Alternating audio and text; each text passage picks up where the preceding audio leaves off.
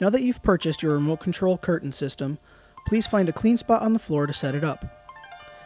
Clip off the zip ties on the cable. Unravel the cable to accommodate an extension. You need just enough slack for a single extension, no more than 6 feet. Twist tie off the excess slack. To allow the cable to move freely on the carrier, loosen the clip on carrier A. We now need to take off the end cap. Make sure you note the position of this clip so that you can reinstall it later. Pull off the end cap while holding the eyelets so they are not pulled out. Pull out enough cable to fit your extension. You now need the track connector. Loosen the screws but still leave them in the connector. Do not take them all the way out. It is important to note that the track extensions can be cut to any desired length. We are now ready to install the connector.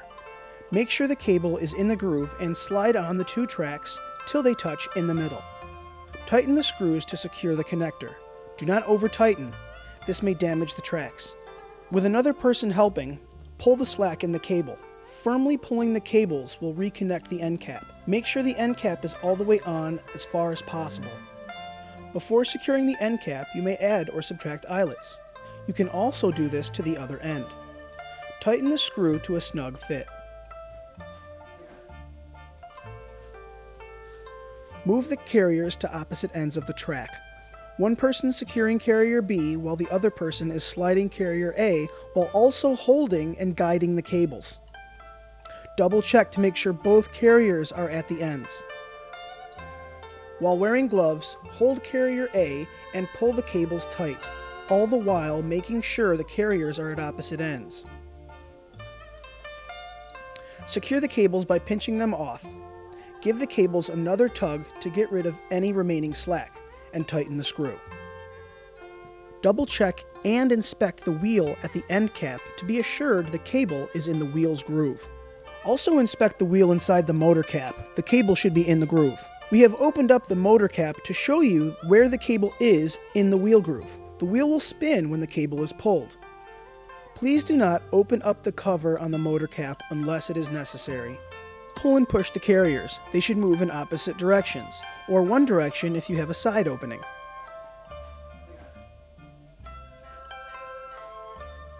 The eyelets should also glide freely and effortlessly.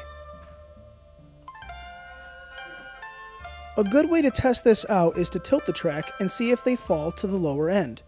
There it is, nice and smooth. If an eyelet gets stuck, it is most likely caught in the cable.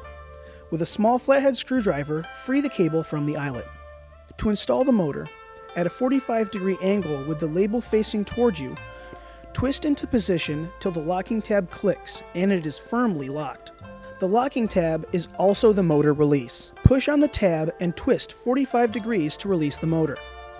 Connect the control box cable to port A. Then, connect the power cable to port B.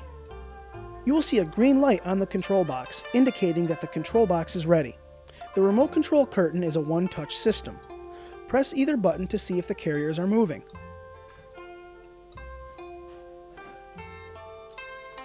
This unit also has an auto stop feature. When the carriers are at the end, they will stop. If the auto stop does not work, you may need to adjust the cable tension. With the provided wrench, tighten the bolt on the end of the motor cap. As you can see, the cable is now much tighter. Do not over-tighten the bolt. Over-tightening will strain the motor or break the cable. The included remote works up to 30 feet away from the control box, and it operates just like the control box. Slide the cylinder attached to the cables up to the carrier. With needle nose pliers, crimp the cylinder to secure the cables. Loop up a foot or more of the cables in case you need to make future adjustments. With wire cutters, snip off the excess cable. Twist tie or zip tie the extra cable to keep it neat. If you have any questions regarding your remote control curtain system, please email us. Send all emails to remotecontrolcurtain@gmail.com.